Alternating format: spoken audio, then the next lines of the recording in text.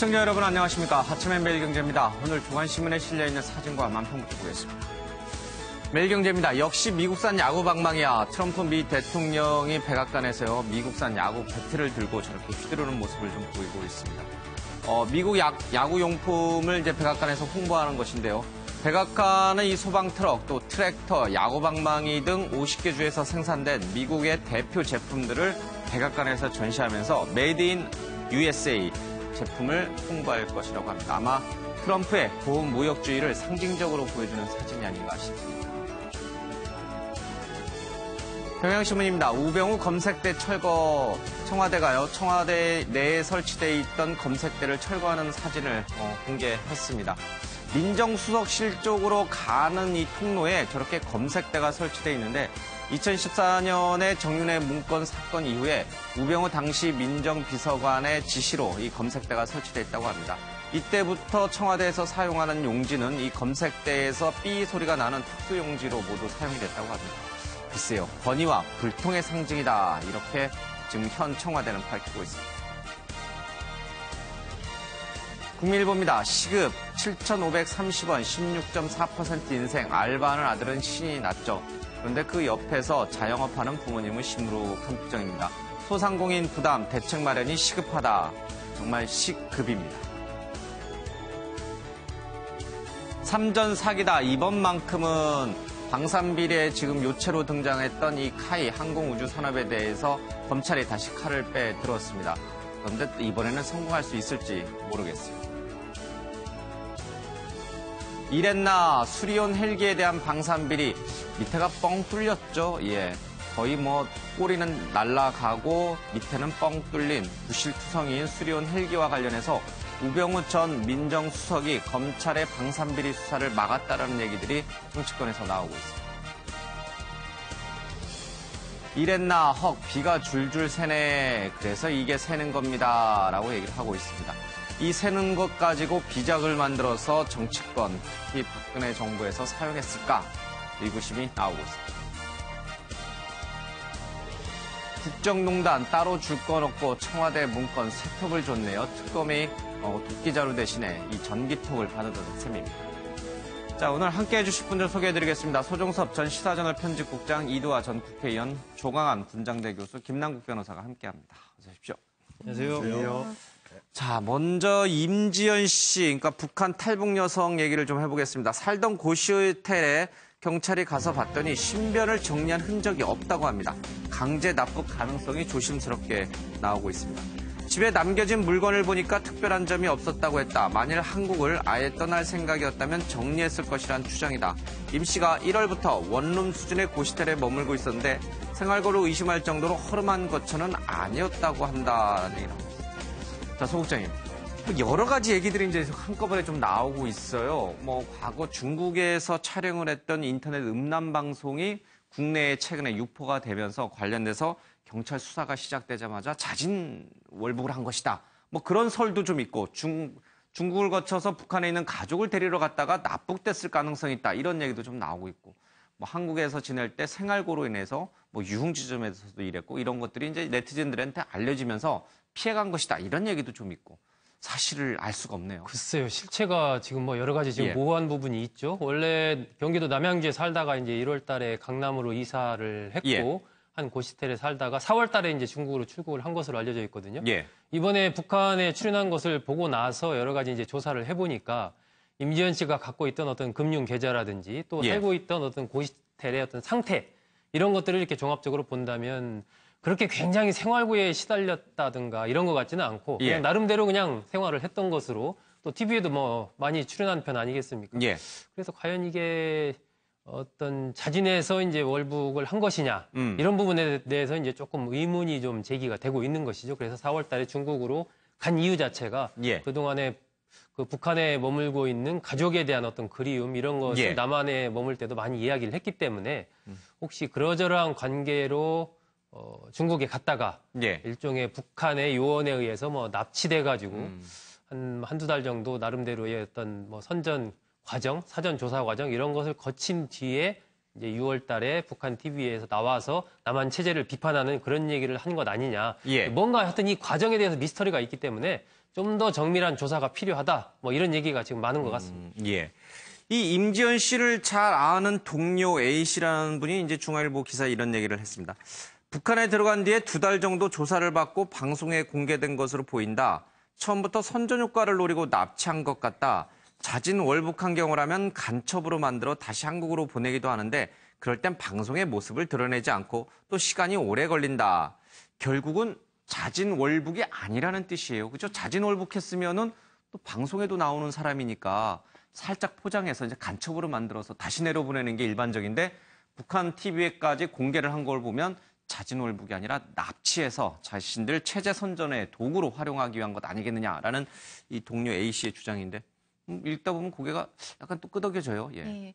뭐 소 국장님 말씀처럼 이 부분은 이제 사실 수사기관에서 좀 예. 왜냐하면 대한민국 국민 이제 탈북자들도 대한민국 국적을 가진 분들이거든요. 예. 그래서 이분들이 북한에 입국한 거 자진 입국인지 아니면 사실 이게 강제 납북인지 이런 부분을 확인해야 될 필요가 있죠. 예. 뭐 만약 자진 입국했다면 또 입건되는 부분이 있거든요. 국가보안법 그렇기 때문에, 위반이겠죠. 예. 그래서 이 부분을 확인해야 되니까 이제 살펴보면 될 텐데요. 지금 말씀하신 것처럼 탈북자가 이제 한 3만 명이 되죠. 예. 3만 명이 넘어가면서 사실 북한 인권 상황 그리고 북한의 그 정권하고 주민을 분리하는 현실에 대해서 그 어떻게 주민들이 살고 있는지에 대해서 뭐 종편이나 방송을 통해서 우리나라 사람들한테 많이 알려진 사실이 예. 있죠. 그래서 북한 정권 입장에서는 이게 부담스러울 수밖에 없고요.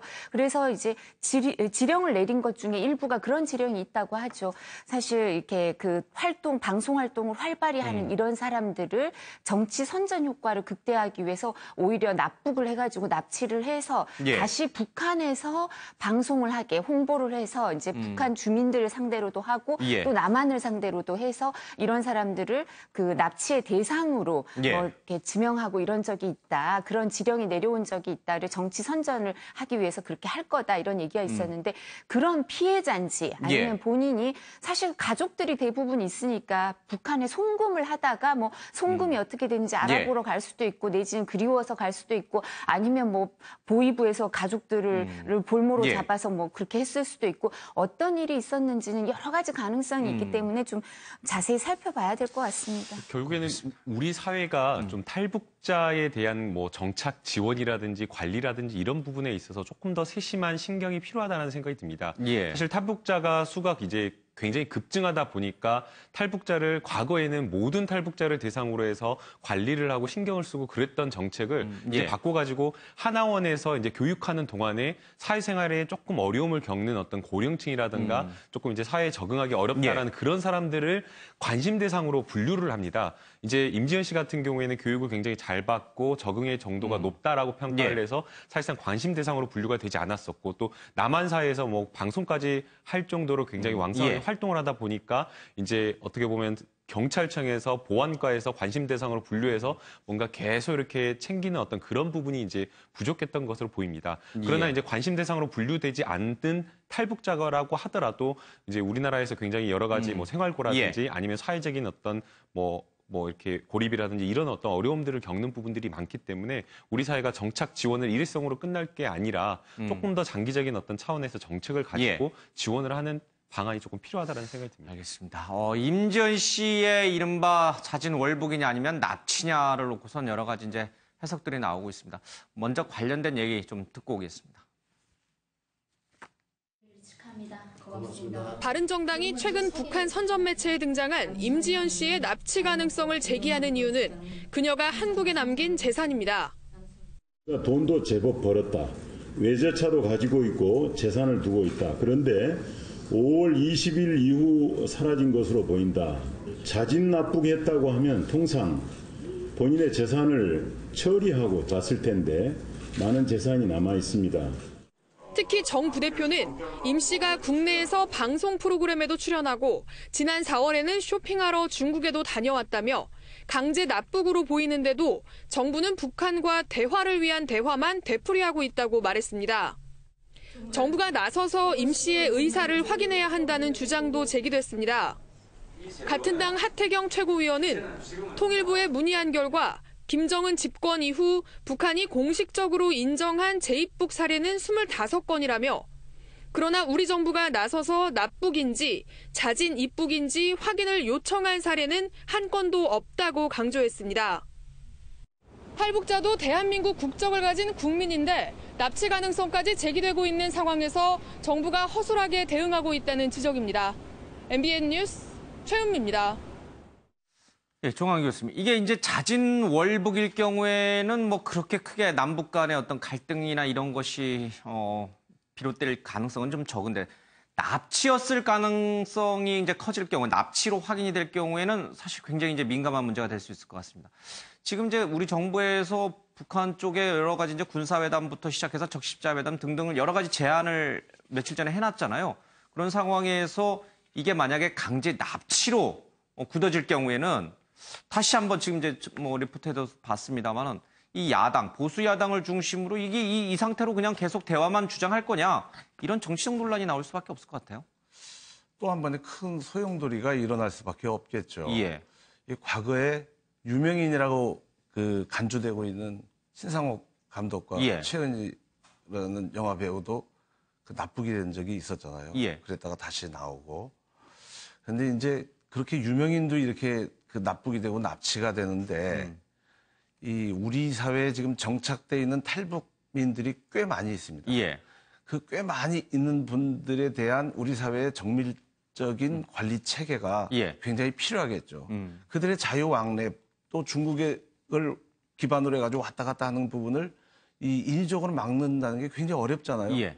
근데 그럼에도 불구하고 이것이 이 국가의 어떤 체계의 문제 그리고 국가의 가치의 문제가 되기 때문에 예. 우리가 좀 더 정밀하게 이 탈북자들을 갖다 관리할 필요가 있겠죠. 지금은 사실 추정하고 있는 단계인데 여러 가지 정황 증거로 보면은 납치 쪽에 좀 더 무게 중심이 예. 지금 쏠리고 있는 상황이잖아요. 이 상황 속에서 북한 문제가 핵 문제, 군사 문제, 뭐 여러 가지 문제들이 지금 다양한 이 각도로 지금 복합적으로 전선이 넓혀져 있는데 그거를 갖다 그룹별로 묶어가지고 체계적으로 선별적으로 대응하는 그런 지혜가 예. 지금 굉장히 필요한 시기라고 보고 있습니다. 예.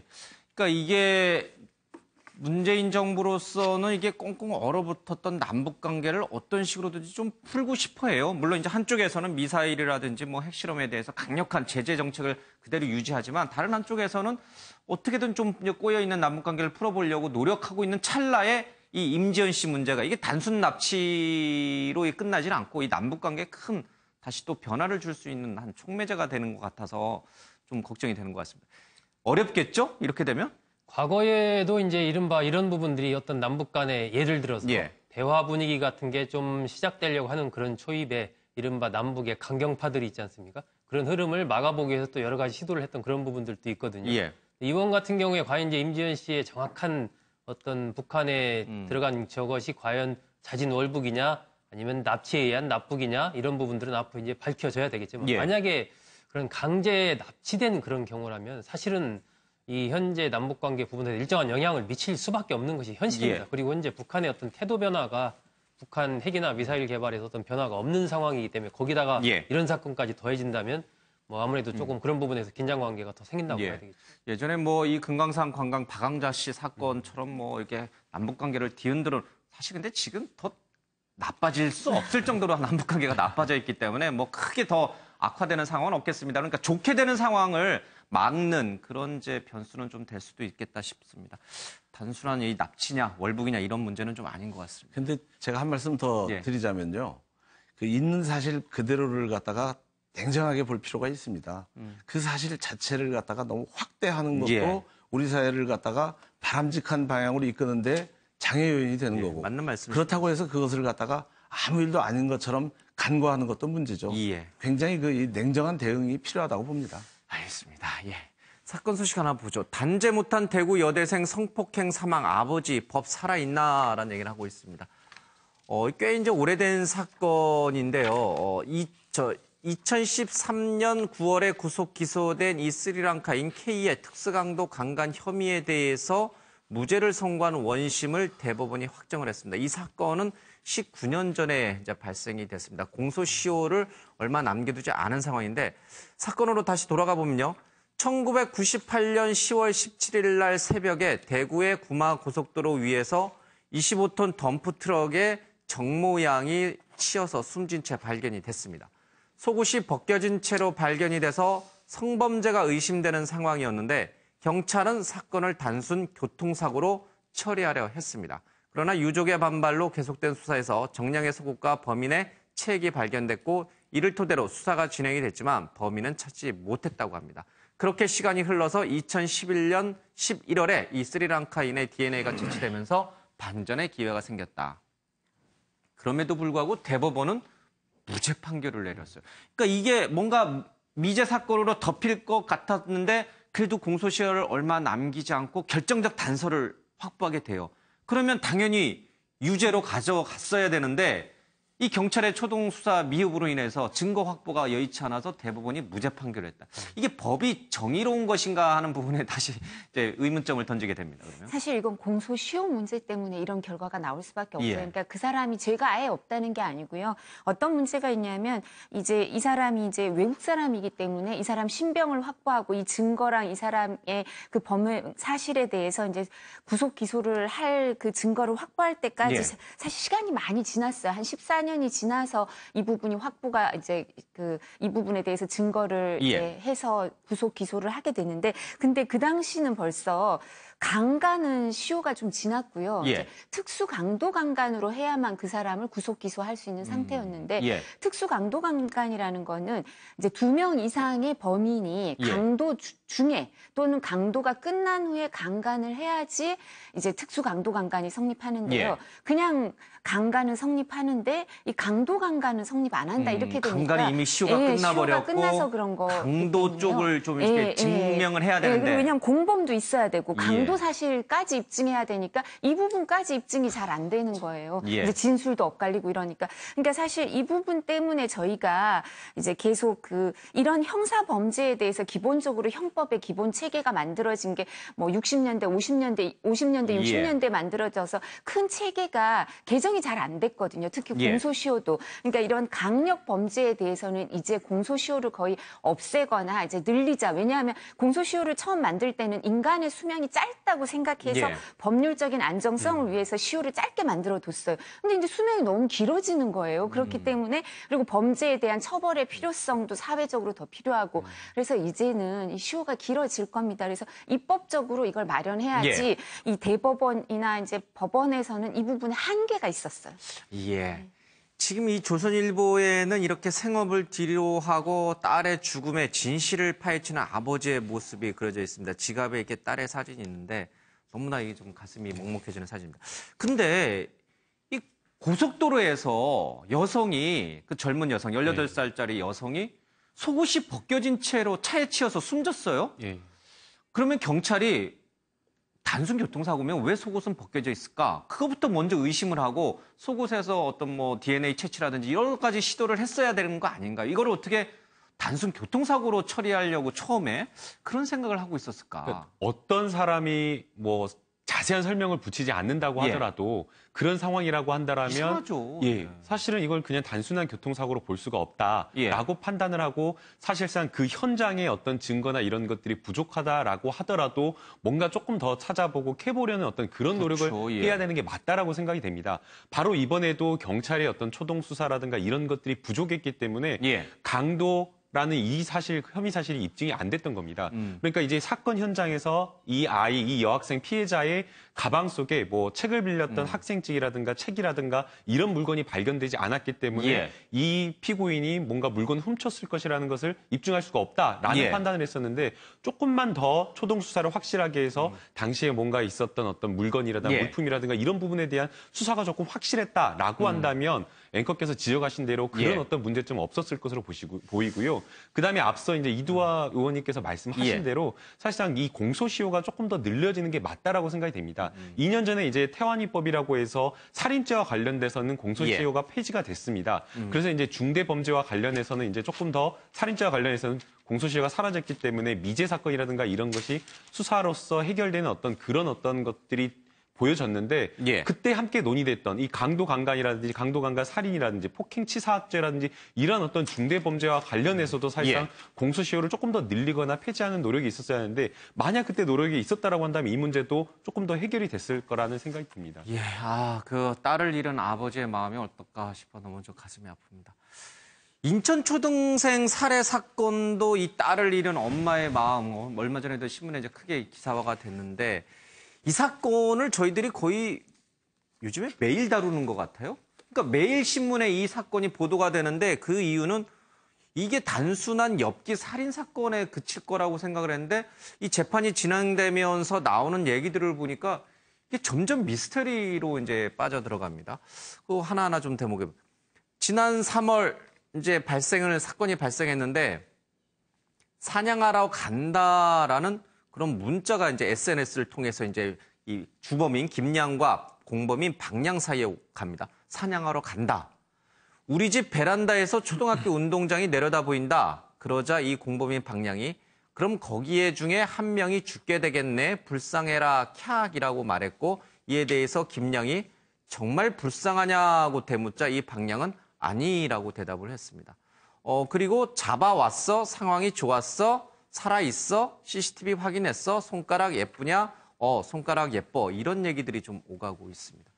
그 뒤에는 뭐 잔혹한 A와 잔혹한 J, 뭐 이중 인격이 내 몸 안에 있다. 뭐 그런 얘기도 있는데 이건 좀 잠시 뒤에 다루더라도 일단 요 앞에 사건이 발생하기 전에 이 주범인 김양과 이 공범인 박양이 주고받은 대화가 이게 너무나 섬뜩합니다. 사냥하러 간다. 저 아이들 중에 한 명이 희생양이 되겠네? 불쌍하다, 캬. 아니, 안 불쌍해. 뭐 이런 대화가 오고 가고, 가져왔어? 가져왔어. 손가락 예뻐? 예뻐. 이게 단순한 10대 소녀들의 일상적 대화라고, 내지는 캐릭터 상에서의 역할극이라고 보기에는 너무나 끔찍한 대화들이에요. 이해하기가 힘들죠. 이해할 수 없는. 이 두 김양과 박양이 만난 게 2월 초로 알려져 있거든요. 대화가 주고받은 건 이제 3월 초니까 불과 한 달 만에 저런 식의 대화를 주고받을 정도로 좀 가까워졌다라는 것인데 이 부분은 이제 평소에 두 사람의 어떤 공통점, 그러니까 가정으로부터 가족과 상당히 좀 거리가 있었다. 그러니까 좀 소외당해 왔다. 이런 부분 속에서 서로 공감대를 강하게 느낀 것 같아요. 공감대를 강하게 느꼈고 이른바 캐릭터 커뮤니티, 캐릭터 놀이를 이제 많이 해가면서 저런 대화를 주고받기 전에도 다른 상황 속에서 서로의 역할을 맡아서 그 역할에 맞는 대화들을 주고받은 이제 이러한 놀이를 계속 해왔고 그것이 결국 현실 속에서 이제 이 아이에 대한 살인을 하는 것까지 똑같이 역할극 비슷하게 이렇게 돼버린 것이거든요. 실제로 박양 같은 경우는 나는 역할극을 하는 줄 알았다라고 지금도 주장을 하고 있단 말입니다. 역할극이라는 게 이런 거죠. 너 나쁜 역할하고 난 좋은 역할하고 뭐 너는 뭐 무슨 역할하고 이제 이런 거죠. 캐릭터를 정해놓고서. 그렇죠. 너는 형사 역할하고 나는 범인 역할하고 서로 우리 그렇게 해서 대화하고 막 이제 이런 식으로 이제 그 속에 빠져들게 되는 건데 이건 한편으로 본다면 이제 현실 세계로부터의 도피죠. 그 속에서의 자신의 어떤 위안을 찾는 것인데 실제로 이것을 현실화 시킨 것이고 그 뒤에는 지금은 이제 서로 다른 얘기를 하고 있는 거죠. 김양은 나는 이른바 아스퍼거 증후군을 앓고 있다. 이러면서 그 범행을 저지를 당시에는 나는 내가 아닌 또 다른 나였다. 이런 식으로 이제 지금 도망가려고 하고 있고 박양 같은 경우는 나는 그냥 단순한 김양과의 대화 속에서 하나의 그냥 상황극 역할놀이를 하는 것으로만 생각했지 이게 실제 범행을 이렇게 저질 거리라고 나는 생각을 못했다. 이런 식으로 이제 좀 지금 피해가고 있는 도망가고 있는 그런 상황이죠. 그 사회에 학교 생활에 적응하지 못하는 10대 여고생들의 이른바 역할극 놀이라고 하기에는 석연치 않은 점들이 너무 많이 드러나고 있습니다. 오히려 치밀한 살인을 계획한 거 아니냐 하는 쪽에 더 방점이 찍히고 이 심리학 쪽에 있는 전문가들 얘기를 보면 사회성이 결여된 김양이 박양에게 세뇌돼서 범행을 했을 수도 있다라는 이제 경기대 이수정 교수의 얘기가 있고요. 그리고 이 김양이 심신은 미약하지만은 사이코패스 가능성이 높다. 이제 이런 얘기도 좀 나오고 있습니다. 그러니까 처음에는 정신질환 내지는 아스퍼거 증후군, 뭐 조현증, 다중인격, 뭐 이런 정신병적인 측면이 부각이 많이 됐는데 이 내용들, 카카오톡 메시지 내용, 통화 내용, 문자 내용이 공개되면서 이거는 아닌 것 같다. 이거는 사이코패스다. 이런 김양이나 박양에 대해서 청소년이라고 해서 이게 또 처벌을 약하게 하면 나중에 제2, 제3의 범죄 일어나는 거 아니냐. 이런 여론이 더 커지고 있어요, 지금은. 사실 이제 형법 총칙에 심신미약이나 심신상실 이렇게 되면 형을 감경하게 그렇게 돼 있는데요. 예. 그래서 그런 주장을 하는 거죠. 뭐 책이 들어왔다 그러잖아요. 그 증후군, 아스퍼거 증후군에 대해서 이제 책을 읽고 얘기를 한다 이런 얘기도 나오는데 그 뭐 아스퍼거 증후군 얘기를 하든 아니면 본인이 이제 조현증이 있다고 주장하든 그거 법원이나 수사기관이 다 받아들일 리가 없어요. 정신감정도 예. 하고요. 그리고 또 일정 부분 자기가 정신병이 있다고 주장을 해도 그게 법원에서 판단할 때 심신상실, 심신미약으로 유리하게 작용하는 게 아니고요. 오히려 사이코패스 이런 기질이 있다고 생각하면 이 부분에 대해서 지금 말씀하시는 것처럼 보호 관찰이 오히려 필요하구나 얘는. 재범의 가능성이 있다 이렇게 판단할 수 있어서 그냥 이런 주장을 마구 하는 게 본인한테 꼭 유리하지도 않고요.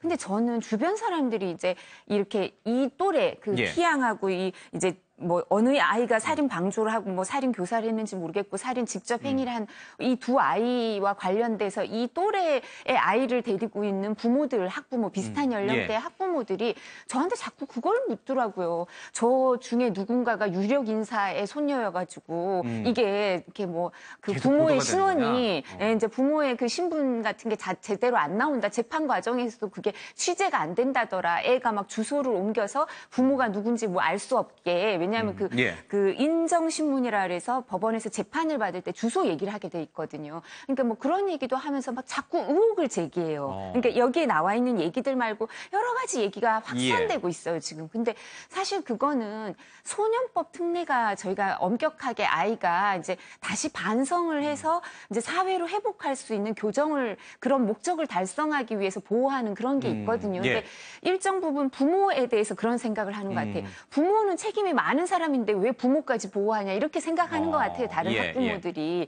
근데 사실 이런 부분은 법률의 규정 때문에 이렇게 돼 있고요. 그리고 처벌도 소년법 특례가 이제 아주 아이들은 이렇게 다시 반성의 여지가 있고 사회로 교화의 가능성이 크다고 생각하니까 부정기형을 선고할 수도 있고 가석방도 빨리 되고 이런 부분이 있는데 이건 법률로 다시 체제를 정비해야 되고요. 아마 이런 경우에는 지금 법이 허용하는 한에서는 좀 엄하게 처벌하려고 재판부에서 밝혀진 사실관계가 그렇다면 그렇게 노력은 할 텐데 그 결과가 나왔을 때 학부모 그 연령대 또 피해 아동의 학부모 연령대의 학부모들 입장에서는 원하는 결과가 안 나올 수는 있어요. 뭐 주범으로 지금 알려지고 있는 김양의 경우에는 이제 부모가 뭐 아버지가 뭐 의사인 경우도 있고 더한 사람이다라고 자꾸 주장을 하는 사람들이 있는데 그건 사실관계와 확인되는 게 아니고요. 앞서 이제 잠깐 우리 스리랑카 이제 이제 남성에 의해서 이제 살해당한 딸의 아버지의 그 처량한 그 모습 딸의 사진을 보고 있는 모습인데 이 초등학생 아이의 엄마도 사실은 그 찢어지는 마음을 한번 언론에 인터뷰한 적이 있거든요. 이거 누가 보상해 줍니까? 이런 범죄자들에 의해서 순식간에 자식을 잃은 그 부모의 아픈 마음은 누가 위로해 줄 수 있는 겁니까? 위로받기가 이거는 어떠한 위로도 위로가 안 되는 것이죠. 마지막으로 기댈 게 법밖에 없어요. 근데 법이 이렇게 허술하니까요. 그런데 아까 그 스리랑카 사건에서도 그렇지만은 국가가 그 부모한테 세 가지의 큰 죄악을 저지른 겁니다. 딸을 잃어버린 그 초동 단계 행정에서의 어쨌든 국가의 어떤 일종의 뭐 미숙함이죠. 그 다음에 이제 사법 체계의 불합리에서 오는 그 상처. 그리고 또 딸을 잃어버린 거에 대한 상처. 이 모든 것이 복합적으로 작용을 갖다가 하는 뭐 하늘이 무너지는 것과 같은 아픔이죠. 이 사건도 마찬가지예요. 이게 경악스러운 사회범죄라는 거에는 어느 누구도 이론의 여지가 없겠죠. 그리고 이것은 엄정하게 단죄해야 된다는 점에 있어서도 이론의 여지가 없을 겁니다. 다만 이 청소년이 사이코패스적 범죄를 갖다가 저지르고 우리 사회가에서 그런 현상이 일어났다는 것이죠. 과거에 뭐 한 20년 전에 양들의 침묵이라는 사이코패스 범죄 영화가 있었잖아요. 거의 영화에서는 나올 듯한 일이 버젓이 대낮에 우리 사회에서 일어난 겁니다. 이거의 단죄 이상으로 중요한 것은 이런 사회적 현상을 갖다가 막아낼 수 있는 다른 방법은 없는 것인가? 총체적으로 그것을 갖다 보완할 수 있는 것은 없는가에 대해서 사회적으로 굉장한 논의가 필요하다고 봅니다. 뭐 잘 먹고 잘 살게 되는 거는 너무나 좋지만 또 그 이면에서 여러 그렇죠. 가지 이제 사회적인 어떤 부적응 사태가 계속 발생하는 거는 참 뭐 국가 책임이긴 합니다만 국가도 사실은 어찌할 수 없는 부분이 분명히 좀 존재하는 거는 같습니다. 그럼에도 불구하고 행정이라든지 법 체계를 통해 가지고 저 미연에 막을 수 있는 건 최대한 막고 또 처벌할 수 있는 건 강력하게 처벌하고 뭐 이런 게 좀 필요해 보이는데 아쉽습니다. 두 사건 모두 좀 답답한 사건입니다. 학생이 SNS 성희롱, 벽돌로 차 파손, 카이스트 교수의 순환 시대다라고 하는데 이 학생 보기가 겁이 난다라고 합니다. 수업을 듣던 학생이 이메일과 SNS를 통해서 이 교수에 대해서 여러 가지 이제 폭언을 하는 거는 아주 기본인데 폭행하겠다고 협박하는 내용도 있고요. 심지어 판타지 소설 형식의 글을 통해서 성희롱 대상으로 삼기도 한다고 합니다. 다른 이 외국 국적의 한국인 교수도요. 이 교양 과목 인원수를 줄였다가 학생들로부터 엄청난 검은 머리 외국인 꼰대라는 식으로 이제 비아냥도 받았다고 좀 합니다. 조광희 교수님, 뭐 교수님으로 활동하고 계시지만 요즘 어때요? 이 학생들이 예전에 스승의 그림자도 밟지 않는다 하는데 좀 그래요? 김영란법 이후에는 더 이제 거리가 멀어졌다 이런 얘기도 얼핏 들립니다만. 제가 학교 다닐 때하고 많이 달라졌죠. 예. 사회가 굉장히 아주 복합적으로 예. 이 복잡해졌고, 그다음 두 번째는 경쟁 사회가 너무 치열하다 보니까 예. 이게 거기서 오는 심신 미약 상태도 많고, 예. 그리고 분노 조절 장애가 굉장히 많은 것 같아요. 예. 그래서 이 분노를 갖다가 억제하지 못하고 충동을 억제하지 못하는 사회적 현상이 많아요. 그게 예. 사실은 교육의 실패에서 온다고 봐야 됩니다. 이게 굉장히 경쟁에서 살아남기 위한 교육이죠. 그리고 우리는 매년 학년이 올라가면서부터 탈락의 경쟁이에요. 예. 탈락의 교육이에요. 이래서 탈락하고 저래서 탈락하고 계속 탈락하고 결국은 이 기능적으로 탁월한 강자만이 살아남는 교육으로 점점 치닫고 생존 경쟁에서 살아남아야 된다는 강박관념에 내몰리다 보니까 이런 일이 정서적인 벌어지죠. 여유가 없어지는 것이죠. 예. 참 힘든 사회입니다, 지금. 교수님 의견에 전적으로 이제 동의를 하면서 사실은 이제 이런 이야기가 터져 나온 게 오늘 내일 문제가 아니었습니다. 그렇죠. 불과 뭐 한 예. 15년, 10년 전에도 이런 이야기가 나왔었고 이런 문제가 터져 나올 때마다 항상 했던 이야기가 학생들의 어떤 자질 문제라든지 인성 문제라든지 그리고 우리 사회가 뭐 사제관계가 많이 바뀌었다. 뭐 그러면서 또 교권 침해 아니냐라면서 교권을 보호하는 방향으로 가야 된다. 뭐 이런 이야기가 있었는데 예. 조금 시각을 달리해서 이 문제를 조금 원인을 조금 파악할 필요가 있다라는 생각이 듭니다. 사실 이렇게 학생들이 교수한테 뭔가 이렇게 해코지를 한 내용들을 보게 되면 예. 전부 다 학생들이 교수에게 어떤 불만이 있었습니다. 예컨대 듣고 싶은 강의를 듣지 예. 못한다든지 예. 아니면 교수가 일방적으로 학점을 부여하면서 그 기준이나 이런 것들을 공개하지 않는다든지 예. 얼마 전에 연세대학교에서 있었던 사제폭탄 사건 같은 경우에는 그렇죠. 예. 굉장히 성실한 학생인데도 불구하고 이제 어떤 스트레스라든가 실적, 뭐 실험에 대한 어떤 압박 예. 때문에 이것을 어떻게 교수하고 해결하지 못해가지고 이런 문제가 발생을 했는데 예. 결국에는 학생들이 학내에서 교수에게 권위 있는 교수에게 문제를 뭔가 이야기할 만한 소통의 예. 창구가 부족하다라는 점도 조금 봐야 된다라는 겁니다. 학생들이 교수에게 뭔가를 이야기하고 클레임 걸고 싶은데 그런 어떤 분위기가 되지 못하다 보니까 이런 것을 안쪽으로 내면 쪽으로 계속 쌓아두다가 익명에 뭔가 호소를 하거나 아니면 익명에 호소하는 것을 조금 더 넘어가서 행동을 한다거나 과격하게 표현하는 그런 방법으로 표출이 되는데 조금 더 이제 문제를 조금 시각을 달리해서 예. 학생들이 교수에게 정말 당당하게 편하게 뭔가 문제점이 있으면 문제점을 지적하고 거기에 대해서 불이익을 당하지 않는 그런 어떤 학내의 문화도 조금 정착이 필요하다라는 생각이 듭니다. 근데 저는 약간 예. 걱정이 되는 게 이제 요새 초등학교나 중학교, 고등학교 교사를 보면 여자 선생님이 많거든요. 예. 이제 뭐 여러 가지 사정 때문에 그래서 남성 선생님 성 역할 그러니까 롤 모델도 돼야 되고 하니까 비율을 맞춰야 된다 이런 예. 얘기가 나올 역차별 얘기가 나올 정도인데 근데 그 여선생님들도 이제 제 친구들 중에도 선생님하고 이런 예. 사람들 있을 거 아니에요. 근데 이렇게 학생들의 여러 가지 짓궂은 장난, 행동 이런 것 때문에 그 학생들은 이런 지금 김 변호사님 말씀하신 이런 불만은 없었겠지만 여러 가지 행동을 해서 교권이 침해당하면서 여러 가지 어려움을 겪는 경우가 있거든요. 그러니까 그런 학생들이나 아니면 대학생들이나 뭐 여러 불만이나 원인 예. 제공을 누가 했는지는 또 따로 밝혀야 되고 동기를 살펴봐야겠지만 이런 폭력적인 방법 또는 불법적인 방법으로 이걸 네. 해소해서 안 된다는 건 학교에서부터 가르쳐야죠. 카이스트 같은 경우는 이제 지난번에 그 학생들 자살 사건이 계속 있었지 않습니까? 예. 이런 부분들이 이제 상대적으로 교수들은 위축이 되면서 학생들의 목소리는 높아지게 되는 그런 환경적인 요인이 그런 것도 됐고 있겠군요. 저는 전체적으로 이게 우리 사회의 하나의 또 다른 갑질의 문화 예. 이런 것도 이제 투영이 돼 있다라고 봅니다. 그러니까 손님은 왕이다 한때 뭐 그런 게 있었잖아요.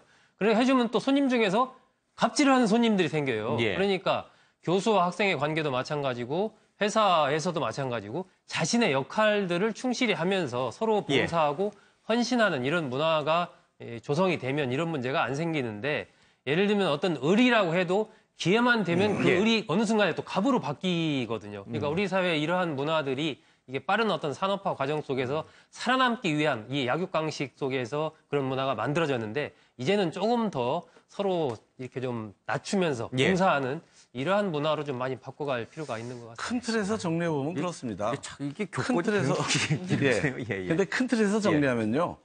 결과에 대한 승복이 제일 중요합니다. 맞습니다. 그런데 예. 그 승복의 전제 조건은 공정성이죠. 예. 공정성에 대한 신뢰가 있어야 되는데 우리 사회 전반에 대한 신뢰가 깨지거나 무너졌다고 봐야 되는 맞습니다. 것이죠. 예.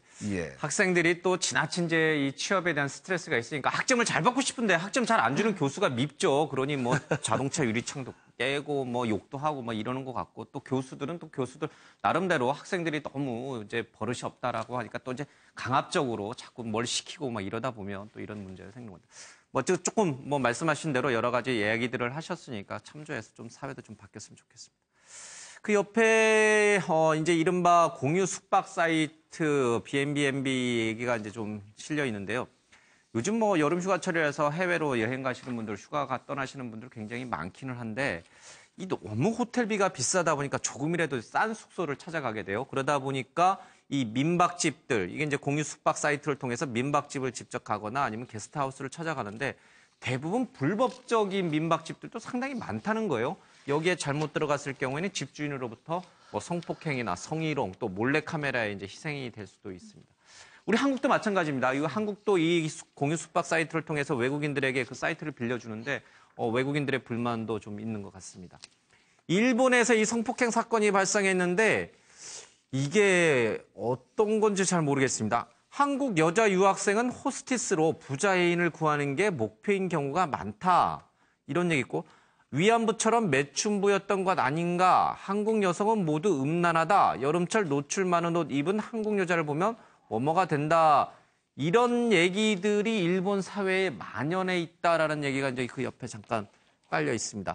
후쿠오카 성폭행 사건 저변에는 이런 혐한 논리가 있다라는 얘기인데 그러니까 일본의 민박집을 운영하는 그래서 한국인 여성들 관광객을 받는 그런 민박집 주인들은 어디선가 이런 얘기를 들은 거예요. 한국의 여성들은 돈 많은 일본 남자를 좋아한다. 뭐 술집, 호스티스 출신들이 많다. 뭐 이런 얘기를 듣다 보면은 성범죄의 대상으로 자연스럽게 인식을 하고 이래도 되는가 보다. 한국 여성들에 대해서는 우리가 이렇게 해도 큰 죄의식 문제가 안 된다. 이렇게 생각할 수도 있다는 거예요. 삐뚤어진 잘못된 혐한 논리가 깔려 있다는 거예요. 이거 대단히 위험한 건데 일본 사회에 이런 게 진짜 있나요? 혹시 아시는 분 있어요? 그러니까 우리나라가 예. 이른바 이제 성매매 수출국으로서의 어떤 오명이 있지 않습니까? 예. 세계적으로.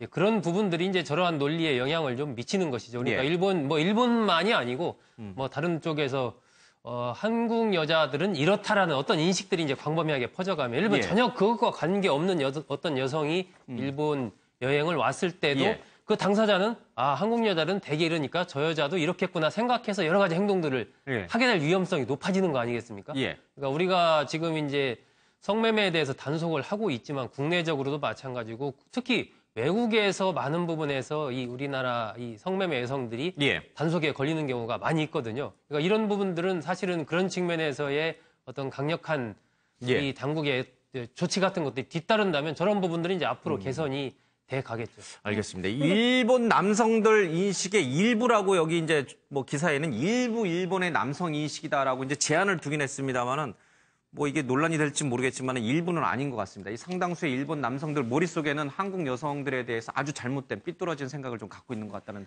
아주 우려가 있습니다. 첫 번째, 그게 이제 그런 생각은 정말 잘못된 생각이죠. 예. 근거가 없는 생각이고요. 두 번째는 만약에 그런 사람들이 뭐 유흥업소 종사자들이라 하더라도 예. 사실 그런 성범죄에 있어서는 싫다고 하는 경우에는 성범죄의 피해자지 예. 그 성범죄를 저지를 수 있는 대상이라고 생각하는 그런 인식을 갖고 있다면 그 사람 자체 자기의 성인식이 예. 잘못된 사람이죠. 그러니까요. 어쨌든 이 공유 숙박 사이트 좀 잘 확인하시고 이제 여행을 떠나시는 게 좋을 것 같습니다. 사실 주의를 스스로가 많이 해야 됩니다. 그럼요. 그러니까 예, 예. 안전한 이 사이트를 이용을 해야 되고요. 그리고 그런 사회적 범죄에 노출되지 않도록 예. 스스로가 굉장히 경계하고 주의를 해야 되죠. 예. 혼자 여행 그거는 가는 뭐- 것보다는 둘이 간다든가 예. 이런 그 본인을 갖다가 방어하기 위한 노력도 또한 필요하다고 봅니다. 뭐 젊은 날 또 혼자 세계 여행, 배낭 여행 해보고 싶은 게 다들 이제 우리 좀 젊은 학생들, 젊은이들 사이에 있으니까 누구랑 같이 가는 것보다 혼자 가는 건 좋은데 돈은 없고 그러다 보니 저런 곳을 많이 이용하게 되는데 좀 주의는 해야겠습니다. 박근혜 전 대통령 재판 TV로 생중계할 것 같다. 내일 대법관회의에서 규칙을 개정하는데 국민이 관심이 큰 주요 재판의 선고는 생중계를 허용하는 방향으로 갈 가능성이 있다는 얘기를 하고 있습니다. 헌법재판소 탄핵 판결 때 이제 생중계로 저희들이 지켜봤지 않습니까? 이 대법원 판결 역시도 이렇게 TV로 공개하는 것이 옳은가? 판사들한테 여론조사를 해봤더니 설문조사를 해봤더니 한 70% 이상이 찬성이었어요. 법적 문제는 없는 거죠? 예, 이제 재판이라고 하는 것은 예. 원칙적으로 공개 재판입니다. 예. 그래서 이제 특별한 어떤 상황이 아니라고 한다면 어느 재판이나 누구나라도 그냥 예. 편하게 가서 방청을 할 수가 있는데요. 예. 근데 이제 TV 중계는 이제 또 별개의 문제이기 때문에 TV 중계와 관련해서는 대법원 규칙에서 대법원 그 재판 같은 경우에는 중요 재판 같은 경우에 다 전부 다 TV 예. 중계를 할 수 있도록 되어 있지만 하급 심인 경우 1심과 2심인 예. 경우에는 개인의 어떤 민감한 어떤 정보라든지 이러한 것들이 내밀한 어떤 그런 사건의 내역들이 전부 다 이제 TV로 공개가 되고 이게 녹화가 되는 것은 예. 문제가 있다라고 해서 1심과 2심의 사건에서는 재판이 시작된 이후에는 이제 사실은 TV 중계가 될 수 없도록 되어 있었습니다. 예. 그러나 이제 1심과 2심에서도 뭐 아까 저희가 이야기했던 뭐 인천 여중생 살인 사건, 여중생 뭐 납치 살인 사건이라든지 이런 거는 사회적인 어떤 이목이라든가 굉장히 중요한 사건 예. 아니겠습니까? 그리고 또 뭐 지금 이야기되고 있는 박근혜 전 대통령에 대한 어떤 국정농단 사건, 예. 뭐 우병우 사건 뭐 이런 사건들은 전부 다 중요한 사건임에도 불구하고 방청을 하려고 가면 방청을 할 수가 없습니다. 예. 뭐 방청석 숫자도 너무나 적고 보려고 하는 사람들 많기 때문에 그래서 이러한 사건 같은 경우에는 조금 TV 중계가 이루어져야 되는 것이 좋다. 아니냐라고 해서 판사들도 대부분 지금 찬성하고 있는 상황입니다. 이게 꼭 박근혜 전 대통령 사건에 국한된 게 아니죠. 아닙니다. 이제 사회적으로 네네. 관심이 큰 사건들에 대해서는 우리 일반 국민도 좀 그 판결의 의미를 좀 잘 알아라라는 의미에서 좀 생중계할 필요가 있다. 근데 어쨌든 탄핵에 이어서 이 헌재에 이어서 이 대법원도 박 전 대통령 사건을 생중계하게 될 경우 글쎄요, 뭐 지금 결과가 어떻게 나올지 예단하기는 좀 굉장히 어렵습니다만은 박 전 대통령 지지자들 사이에서는 박 전 대통령 두 번 망신 주기 아니야? 또 이렇게 또 생각하시는 분들이 일부 있을 수 있겠어요. 근데 기본적으로요. 사실 미국의 경우에는 이 기사에도 나와 있지만 워싱턴 DC 제외한 50개 주에서는 이 재판 중계를 원칙적으로 허용하고 또 그래서 미국 채널 보면 그런 거 많죠. 예, 그리고 또 뿐만 아니라 이게 근데 이제 사실 우리나라가 예. 이렇게 법률이나 헌법에서는 가능한데 대법원 규칙으로 이 부분을 제한했던 건 일본의 영향이었거든요. 일본은 아직도 중계를 많이 안 하고 있어요. 예. 그러니까 그런 영향이었지만 이제 판사들의 그 의식을 확인해도 이제 중계를 해야 된다 이렇게 예. 되는 거는요. 판사들이 기본적으로 어떻게 생각하냐면 재판이 공정할 뿐만 아니라 공정하게 보여야 한다. 이런 법원에 이제 기속돼 있는데 그런 생각을 할 때는 예. 국민들이 이거를 신뢰를 가지려면 이렇게 생중계를 한다든가 좀 더 공정하고 절차적으로 투명해야 된다는 그런 압박감이 있거든요. 그리고 예. 아마 이게 박근혜 전 대통령 재판을 계기로 더 이제 확대된 것 같아서 그래서 이 부분이 대법원 규칙이 개정이 돼서 생중계가 가능한 방식으로 공개적으로 가는 것 같습니다. 그러니까 외국의 사례를 좀 정확하게 참고를 해가지고요. 예. 그렇다면 이제 주요 사건의 범주를 어디까지 정할 것이냐, 어떤 것을 주요 사건이라고 규정할 것이냐, 여기에서부터 사실 굉장히 논란의 소지가 있거든요. 예. 그러니까 왜 저 사건은 왜 생중계를 하고 이 사건은 왜 생중계를 하지 않느냐, 이런 부분에 대한 논란이 또 생길 수가 있고 그 예. 하나하나 재판에서 그러면 어디까지 생중계를 할 것이냐, 이걸 전체 과정을 생중계를 할 것이냐, 예. 아니면 1시간을 할 것이냐, 2시간을 할 것이냐, 어떤 때 시작하고 끝낼 것이냐, 여러 가지 경우의 수가 있기 때문에 조금 더 공개하는 것 자체는 바람직하고요. 거기에 예. 맞춰서 좀 외국의 사례 이런 것들을 면밀하게 검토를 해서 논란이 안 생기도록 예. 미리 좀 세심하게 준비를 할 필요가 있어 보입니다. 법원 행정처에서 그런 부분은 벌써 다 조사해갖고 있어가지고요. 예. 이것도 이번 기회에 좀 정리를 해야 되는데요. 이게 사실은 찬성과 반대는 어느 사회나 있기 마련이죠. 그리고 또 시대의 변화에 따라서 처음 제기되는 문제인 것이죠. 예. 다만 우리 그 박근혜 정부의 그 사례는 이 왕조 시대에나 있을 법했던 국정농단 사례죠. 예. 이 사례에 대해서 또 맹목적 지지자들에 의한 또 일방적 주장, 예. 또 아주 그 상처받은 그룹에 의한 또 이 반대적 주장들이 막 충돌하고 있기 때문에 거짓 뉴스의 양산을 막고 유언비어의 횡행을 막기 위해서라도 이것은 공개가 좀 더 사회적으로 합의를 이루어내는데 그 과정의 투명성으로 인해서 결과에 대한 승복을 갖다가 끌어들이는데 더 나을 수 있겠죠. 예. 다만 우리 아까 소 의원께서 말씀하신 대로 이 부분에 대한 좀 더 세부적인 규정과 규칙이 만들어져 가지고 앞으로 우리 사회에서 꼭 공정하게 해줘야 되고 사회적으로 여론을 갖다가 통합시킬 수 있는 부분에 대해서는 재판을 갖다 공개해 가지고 좀 더 우리가 성숙된 사회로 나가는 밑거름이 되기를 바라는 거죠. 이제 논란 속에 이제 다만 이제 생중계가 이제 결정이 좀 될 것 같습니다. 오늘 그 이재용 삼성 부회장 재판에 박근혜 전 대통령이 나오나요? 안 나오겠다라고 해서 이제 구인장을 발부하겠다라고 해서 이제 이미 발부가 됐죠. 그러나 지난번에도 집행이 안 됐어요. 예, 지난번과는 조금 다른 양상이 벌어질 것으로 생각이 됩니다. 지난번 이제 5월 재판에서 박근혜 전 대통령에게 구인장이 발부가 된 것은 그 이영선 행정관의 그 의료법 방조 행위와 관련된 그 증인으로서 이제 출석하게 되었는데요. 이영선 행정관의 의료법 방조 행위는 무면 의료행위죠. 사실상 이거는 박근혜 전 대통령이 출석하지 않아도 될 상황이었습니다. 그러니까 실제 그 무면허 의료행위를 했던 의료인의 어떤 진술이 있었고 또 여러 기타 물적 증거들이 있었기 때문에 굳이 박근혜 전 대통령이 나와서 내가 이러한 시술을 받았다라고 할 필요가 없는 겁니다. 시술을 한 사람의 증언과 진술이 있기 때문이에요. 그러나 이번에 이 박근혜 전 대통령이 구인장이 발부된 재판은 이재용 부회장에 대한 뇌물죄와 관련된 재판입니다. 그 뇌물죄와 관련된 재판에서 박근혜 전 대통령은 핵심 증인인 겁니다. 결국 가장 중요한 게 이재용 부회장과 박근혜 전 대통령이 독대하는 과정에서 서로 어떠한 이야기를 나누는가. 이재용 부회장이 박근혜 전 대통령이 부정한 청탁을 하고 거기에 대한 대가로서 무엇인가를 줬는가가 핵심적인 부분이기 때문에 재판부에서도 구인장을 발부를 한 것이고 아마도 이 부분과 관련해서 특검이 박근혜 전 대통령의 구인장을 진짜 집행을 해서 이렇게 끌어내는 게 굉장히 부담이 되겠지만 그래도 지난번과 이영선 행정관에 대한 어떤 의료법 방조 행위와는 좀 다르게 특검에서도 굉장히 강도 높게 구인장을 발부를 가지고 이걸 집행할 가능성이 있으니 나와달라라는 요청을 강도 높게 할 것으로 보입니다. 네, 근데 사실상 이렇게 집행이 될 가능성은 조금 낮아요. 왜냐하면 저희가 이런 사건들을 보거든요. 이제 증인으로 강제 구인장이 발부돼도 교도관들이 이제 수감 현장에 들어가서 실제로 나오라고 해도 안 나오는 경우에 방법이 없습니다. 그렇겠죠. 안 나가겠다는데 뭐 어떡하겠습니까? 그렇죠. 그리고 전직 대통령인데. 그럼에도 불구하고 좀 이렇게 재판이 좀 원활히 진행될 수 있도록 그래도 전직 대통령으로서의 마지막 국민에 대한 예의라고 해야 될까요? 그런 부분도 기대하시는 분들이 많은데 좀 지켜봐야겠습니다. 지금까지 그 기대를 다 저버렸죠. 사실 지금까지 숱하게 그런 기대를 저버렸는데 사실 개인적으로는 굉장히 치욕스러운 과정이지만 그래도 한 국가의 대통령을 지낸 공인으로서의 마지막 남은 의무이자 책임인 것이죠. 역사적 사실을 명확하게 밝혀주는 게 중요한 것이죠. 그럼에도 불구하고 안 나오면은 이렇게 무슨 무슨 애완견 끌어내듯이 끌어낼 수가 없는 상황이니까 상황을 지켜봐야겠죠.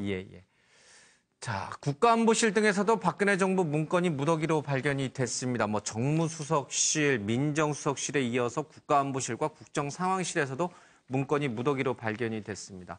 그 옆에는 앞서 잠깐 말씀드렸습니다만 민정수석실, 우병우 전 민정수석의 지시로 이렇게 민정수석실 앞 통로에 이 특수 용지가 빠져나가게 될 경우에 삐 소리가 날 수 있는 그런 검색대가 있었는데 그것을 이제 철거하는 모습이 좀 실려 있습니다. 근데 궁금한 게요. 아무리 탄핵 사건 이후에 이제 청와대가 어수선한 상황에서 이제 행정관이나 비서관들도 막 바뀌고 그래서 어수선했다는 거는 이해할 수 있습니다. 그럼에도 불구하고 대통령 기록물에 대한 어떤 엄격한 그 관리 지침이 있는데 거기에 부합되지 않는 수백 건의 문건들이 곳곳에 수석실에서 다 발견되고 있는 이 상황을 어떻게 이해해야 되는 겁니까? 기강이 해이한 건가요? 이해가 안 되는 상황이죠, 사실. 예. 예, 있을 수가 없는 일이고 이해할 수 없는 일인데 이제 추측을 해보면 결국 그 당시 청와대의 상황이라는 게 굉장한 어떤 무기력과 어떤 그런 무책임한 상태에 놓여 있지 않았나. 예. 그러니까 누구도 어떤 상황에서 어떤 책임감과 소명의식을 갖고 예. 우리가 이렇게 됐지만 그래도 마지막까지 이 철저하게 이 기록 이관 작업을 한 채 오차도 없이 마무리해야 된다라는 어떤 예. 책임감과 소명의식이 있었으면 이런 일이 벌어졌겠습니까? 제가 보니까 뭐 비서관 포함해서 위에 수석 비서관 또 예. 비서실장까지 전체적으로 굉장한 어떤 무력감과 무능력, 무책임 예. 이런 것들 속에서 이런 부분들이 지금 말은 뭐 철저하게 했다라고 하지만 보면은 많은 부분에서 예. 굉장히 이 마무리까지도 이렇게 엉터리로 할 수 있느냐 이런 지금 비판 여론이 나올 수밖에 없는 상황이죠. 근데 혹시요, 이 특검 검찰이 청와대 압수수색을 여러 번 시도했잖아요. 그 압수수색에 대비해서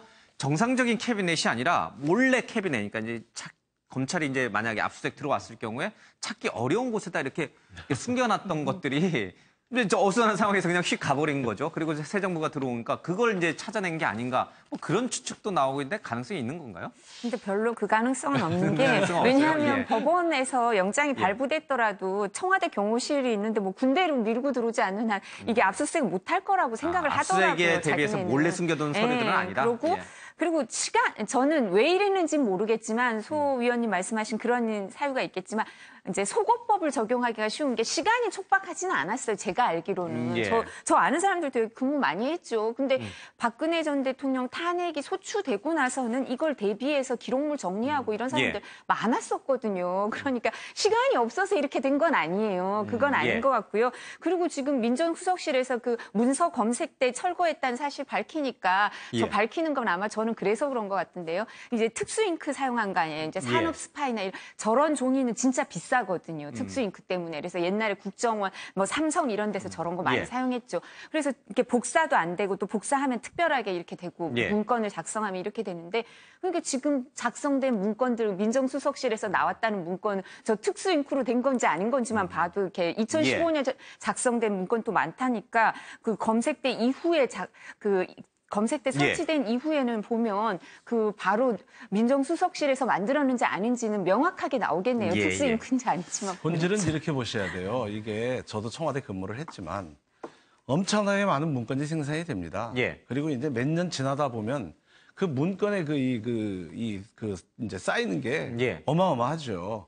이 건 하나만 보더라도 그 청와대 민정수석실이 거의 완벽하게 무력하게 비정상적으로 운영이 됐다는 것이죠. 예. 이 청와대 기능의 가장 두 가지가 정무 기능과 민정의 기능이에요. 정무 기능은 자동차로 따지면은 엑셀레이터입니다. 이 국가 운영을 좀 더 원활하게 가고 시원하게 가고 빨리 가고 뭐 이런 거고 민정수석실은 이것이 혹시 잘못될까 봐 자동차의 브레이크 같은 거예요. 예. 이거를 정확하게 검증하고 제동을 해야 되는 것이죠. 예. 그런데 박근혜 정부의 청와대 민정수석실은 정무수석실보다 더 엑셀레이터를 밟았죠. 예. 그러니까 브레이크가 없이 브레이크가 완전히 무력화된 채로 달렸던 자동차입니다. 예. 그래서 민정수석실이 이 국가 운영에 있어서의 문제점이 있다면 그에 대한 제동도 걸고 그러는데 오히려 방조하거나 묵인했죠. 예. 또 문서와 관련해도 공직기강에서 그 문서가 제대로 보관되고 있는지 그리고 합리적으로 체계적으로 처리되고 있는지가 다 보안 예. 검색을 갖다가 받게 돼 있습니다. 보안 검사를. 근데 그런 것들이 전혀 이루어지지 않았다고 봐야 되겠죠. 예. 사실상 국가 운영 자체가 비정상적이고 마비적으로 운영됐다고 볼 수밖에 없는 것이죠. 그러니까요. 이제 뭐 대통령의 국정 운영 능력도 사실은 도마 위에 올라 있는데 이 청와대 전체 근무했던 분들의 기강에도 이런 문제가 있었나 하는 그런 의구심들이 좀 나오고 있습니다. 어쨌든 범인은 따로 있었는데 애꿎은 이제 이 청와대 직원들 감시하느라고 이 비싼 검색대를 설치했던 우스꽝스러운 일이 있었습니다. 범인은 최순실인가요? 그거 근데 필요한 거예요. 필요한데 예. 다만 그것이 정말로 국가의 중요한 기밀을 보완하기 위해서 했다면은 굉장히 바람직하고 필요한 일이죠. 그런데 그것이 무슨 내부자를 색출하고 어쨌든 그 불법과 탈법을 갖다가 방지하기 위한 거였다면 굉장히 동기가 잘못된 거죠. 저 부분은 그러니까 2014년 11월 달에 이제 이른바 정윤회 문건이 언론에 보도가 됐을 때 정윤회 문건 자체의 거기에 숨어 있는 그 내용 있지 않습니까? 이것에 대해서 민정수석실이든 청와대가 정말 확실하게 조사를 하고 필요한 조치를 취했다면 그 뒤에 쭉 나오게 되는 국정농단 부분에서도 일정한 어떤 방어나 예방이 좀 가능했을 텐데 오히려 그런 부분은 눈을 감고 내부 자료 유출, 이 국기문란이다 이렇게 가면서 저런 식으로 이제 검색대 설치하고 이렇게 가니까 기본적인 방향 자체가 완전히 다르게 설정이 되다 보니까 점점점 더 이제 진흙 속에 빠져들 수밖에 없는 상황이 됐던 거죠. 뭐 진짜 도둑은 딴 데 있는데 내부에 있는 사람들 의심해가지고 잡겠다고 설치는 형태가 됐습니다. 그렇습니다. 코미디 같습니다. 자, 이 카이 항공우주산업 비리 2년 반 문갱 검찰 박근혜 정부에서 덮은 의혹이 있다라는 얘기가 흘러나오고 있습니다. 감사원이 계속해서 이 카이에 대한 비리를 적발했음에도 불구하고 이 검찰이 수사에 나서지 않은 그 이유가 뭘까? 바로 이 우병우 전 민정수석이 막은 것 아닌가. 김종대 의원의 주장인데요. 이 합수단이 당시 청와대에서 직접 컨트롤하기 때문에 윗선의 지시에 따라 수사를 보류했다라고 발표했는데 당시 합수단을 컨트롤할 수 있었던 것은 민정수석실밖에 없었다. 이런 얘기를 좀 하고 있습니다. 우병우 전 민정수석이 방산비리에 대한 검찰 수사까지 막았다. 왜? 이 카이라고 하는 업체로부터 굉장한 관계가 있었기 때문이다. 뭐 사장하고도 친했고 어쩌고 저쩌고. 이게 가능한 일인가요? 이제 사실은 뭐 여러 가지 이야기가 나오고 있는데 카이의 그 사장이 임명되는 절차부터가 상당히 의심스러운 정황이 있습니다. 사실은 이 카이 회장이 임명이 됐을 때 뭐 이렇게 어떤 뭐 네트워크라든지 능력이라든지 이런 부분이 사실은 철저하게 검증이 되고 그런 부분에 초점이 맞춰져서 임명이 되는 게 맞습니다. 뭐 그런 어떤 자질이 있는지 없는지는 좀 모르겠지만 적어도 수조 원대에 되는 그런 어떤 자리의 사장 대표라고 한다면 자질뿐만 아니라 여러 가지 어떤 품격이라든가 도덕적 문제라든가 이런 것들이 함께 철저하게 검증이 돼야 되는데 박근혜 전 대통령이 이분을 임명을 할 때에 여러 가지 비의사실이라든지 논란이 있다라는 첩보를 접수했다라고 합니다. 민정수석실에서. 그럼에도 불구하고 박근혜 전 대통령이 임명을 강행했다라고 하는 것은 뭔가 이제 이런 것들을 덮을 만한 더 어떤 정치적인 어떤 그런 어떤 차원에서 이 선택이 있었던 것이 아니냐. 그리고 어떤 그런 문제를 조금 덮으려고 한다면 결국에는 민정수석실에서 이런 부분을 검증하고 이런 것들이 하기 때문에 추가적인 어떤 수사라든지 감사원의 결과를 가지고 합동수사단에서 수사를 나아가는 것을 막아야 된다라고 한다면 결국에 그 부분에 있어서 영향력을 행사할 수 있었던 사람은 우병우 민정수석이 아닐까라는 그런 어떤 합리적인 의심을 할 수밖에 없는 상황인 겁니다. 우리가 청와대에서 계속 나오고 이제 문건들이 나오니까 이제 미꾸라지, 벅꾸라지라고 불렸던 우병우 전 민정수석이 아마 재조사를 좀 받게 될 가능성이 있습니다. 그렇게 되면 조금 더 뭔가 실체가 좀 드러나지 않을까 우리가 추정해 볼 때 말이에요. 우리가 추정해 볼 때 이 검찰권을 갖다가 김기춘, 우병우 라인에서 완벽하게 통제를 했다고 봐야 되죠.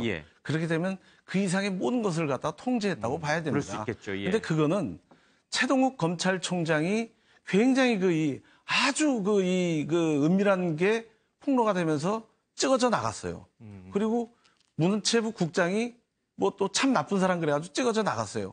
그러면 정보에 예민한 사람들은 그 상황이 어떤 상황인지를 다 압니다. 그래서 거대한 그 권력 앞에서 내가 함부로 갔다가는 완전히 죽는다고 생각을 하는 것이죠. 그리고 권력을 더 많이 아는 사람일수록 권력을 더 무서워합니다. 그렇기 때문에 검찰권이라는 것이 굉장히 순치됐다고 볼 수 있는 것이고 그거는 여러 정황에서 나타나는 것이죠. 그게 완벽한 김기춘, 우병우 라인에서의 이 완벽한 검찰권 통제가 오늘과 같은 비정상적 상황을 만들어낸 것이죠.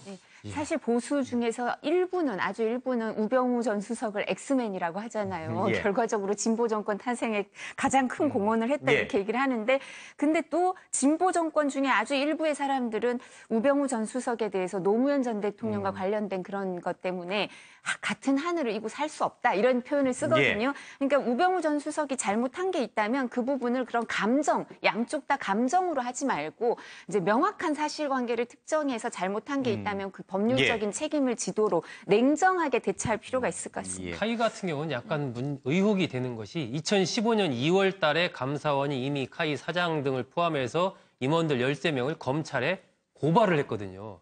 2015년 2월입니다. 그런데 그해 12월 달에 박근혜 대통령이 카이를 찾아가서 거기에서 방산 수출을 독려하겠다, 뭐 이렇게 진흥하겠다 이런 얘기를 하거든요. 이게 통상적으로 이제 대통령이 어디를 방문하고 할 때 여러 가지 그 기관의 상황이나 이런 걸 고려를 하지 않습니까? 그렇다면은 그 현직 경영진이 이렇게 고발이 돼 있는 상황에서 수사는 이루어지지 않고 대통령이 거기를 찾아서 격려하고 이런 부분들이 일반인 국민의 상식으로 봤을 때 비상식적이긴 하죠. 무언가 있을 가능성이 있다 이런 추측을 부탁해 합니다. 그러니까 당시 이제 이 비리 척결의 이 천병 역할을 해야 될 때 민정수석실이 제 기능을 못했다 이제 이렇게 봐야 되는 거겠죠. 그래서 그런지 몰라도 대척점에 선 조국과 우병우 두 아들은 미국 대학 동문이다라고 하는데 이 조국 수석의 아들과 우병우 전 수석의 아들이 모두 이 조지 워싱턴대에 재학 중인 것 같습니다. 여기에는 이승만, 서재필 뭐 두 전 우리 이제 뭐 전 대통령 그리고 이제 독립운동가 서재필 선생이 나온 대학인데 뭐 우연의 일치치고는 약간 악연처럼 이제 보이네요. 두 사람이 동문이라고 해서 친하게 지낼까 싶기도 합니다. 뭐 잘 지내겠죠? 나이 차이도 나고 과도 달라서 그냥 이제 동문들 모임은 있겠지만 친하게 지낼 가능성은 별로 없죠. 과도 다르지 않나요? 싸울까요, 그러면? 아니 그렇진 않겠지만 잘 알고 지낼 가능성이 좀 낮다고요. 이제 한국 사람들끼리는 조지 워싱턴대 다니면 뭐 이렇게 잘 알고 지내겠지만 뭐 진영도 좀 다르고 해서. 사실 미국 대학 중에요. 이거 좀 그냥 재밌는 얘기인데 미국 대학 중에 조지 워싱턴 이 동부청회가 제일 잘 된답니다. 그런데 아무래도 뭐 두 사람이 이런저런 정상적 이런 상황으로 본다면은 약간 불편하겠죠. 뭐 편치 않겠어요.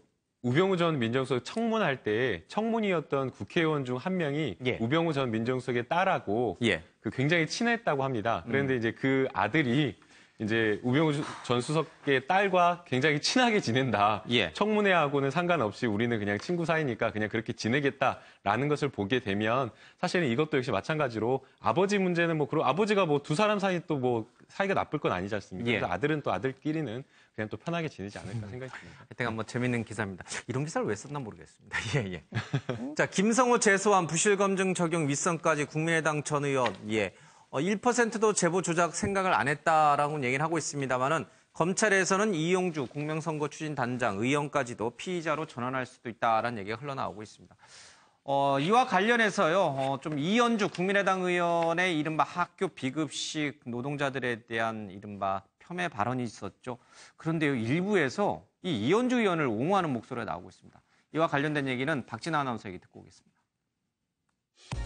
얼마 전 국민의당 이현주 의원이 급식조리원에게 밥하는 아줌마라고 표현해 논란이었습니다. 그런데 국회에서 이런 발언을 옹호하는 기자회견이 열렸는데요. 지난 17일 열린 보수성향 교육단체의 기자회견 잠시 들어보시죠.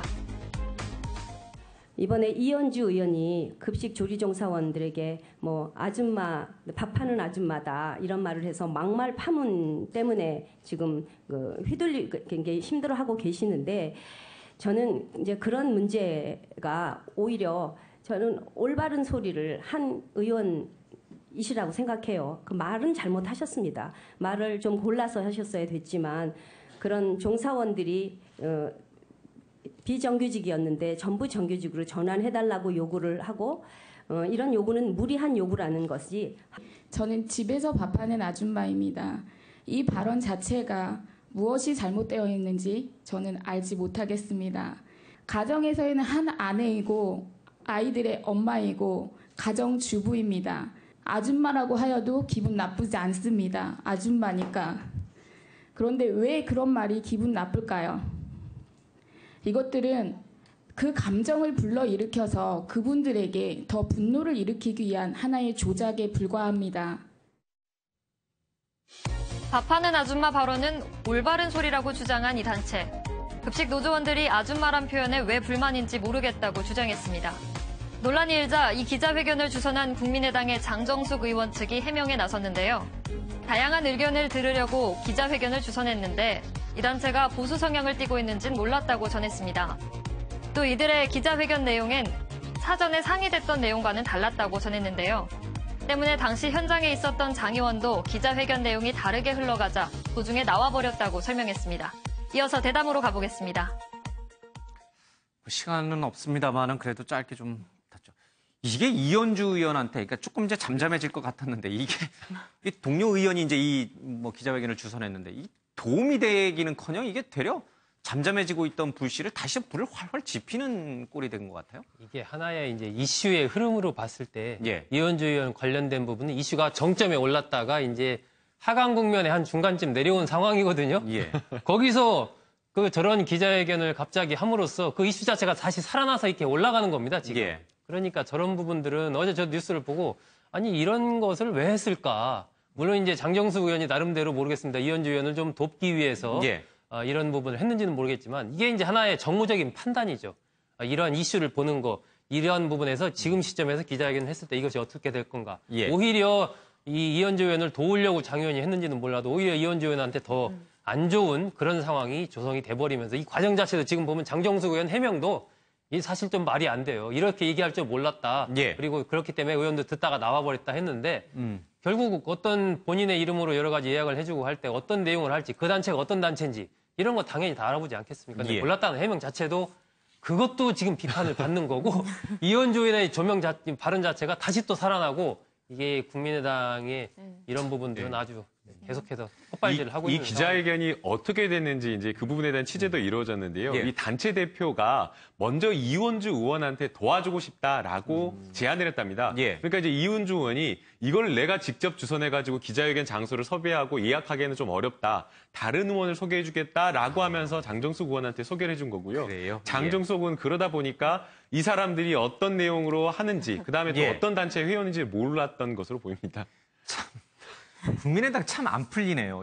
그 앞서 이제 여기 오늘 신문에는 없습니다. 어떤 인터넷 기사에는 그런 얘기가 나오더라고요. 이제 호남에서도 지지율이 뭐 10%를 못 넘어가니까 이 국민의당이 언제까지 이렇게 최저점에 있을 것인가. 근데 이런 일들이 우연히 발생하는 것이 아니라 자꾸 이렇게 뭔가 그렇게 나올 수밖에 없는, 그렇게 일어날 수밖에 없는 상황들이 계속 만들어지는 것 같아요. 그러니까 우연히 악재가 찾아오는 게 아니라 악재를 만들어가고 있는 것 같아요. 그러니까 아까 어느 분이 얘기했지만 정무적 감각이 약간 지금 문제가 생긴 것 같아요. 그렇죠? 허술한 거예요. 당 자체의 시스템과 당을 구성하고 있는 사람들 많은 부분이 허술한 겁니다. 그러니까 정당이라는 것이 정당은 정책에 대한 그 공유를 가지고 이루어지는 건데 어쨌든 뭐 그래도 국민의당에도 이게 뭐 산전수전 다 겪은 정치 구단들도 있으시고 뭐 그러기 때문에 곧 다시 이제 좀 제재를 좀 찾아오길 좀 바랍니다. 밑에 기사 홍준표 대표가 이 JP를 방문한 기사가 있는데 시간 관계상 여기서 좀 정리해야 될 것 같습니다. 네, 시청해주신 여러분 고맙습니다.